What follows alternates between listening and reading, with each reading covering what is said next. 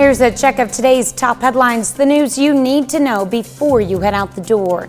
The Census Bureau says the U.S. population reached nearly 331.5 million last year, a 7.4 increase from 2010. The decade's population growth rate was the second slowest on record after the 1930s. Authorities arrest a suspect in a Coffeyville, Kansas homicide. Coffeyville police say officers on Friday responded to the 700 block of West Martin Street for a shooting. When officers arrived, they learned the victim, 46-year-old Christopher Temple, had been taken to the hospital. Temple later died of his wounds. On Monday, authorities announced the suspect, 24-year-old Ruben Robles of Coffeyville, was arrested in New Mexico.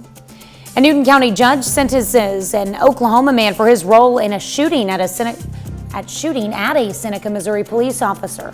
Kenneth Nelhams gets 18 years and 15 years in prison on charges of first-degree assault and unlawful use of a weapon. Those sentences will run at the same time. Nelhams entered an Alford plea, which means he does not admit guilt, but recognizes that the prosecution has enough evidence to convict him. The crime happened in September.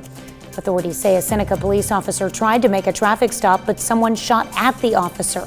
The officer was not hit. Bradley Holmes, the alleged shooter, also entered an Alford plea. He got 15 years in prison. Tony Helm, another co-defendant, also got 15 years in prison.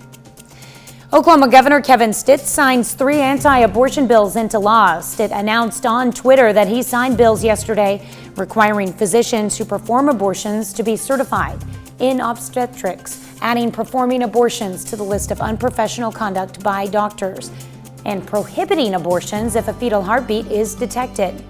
The New York-based Center for Reproductive Rights has successfully sued to overturn numerous anti-abortion bills in Oklahoma and says it's considering all options to ensure these laws do not take effect.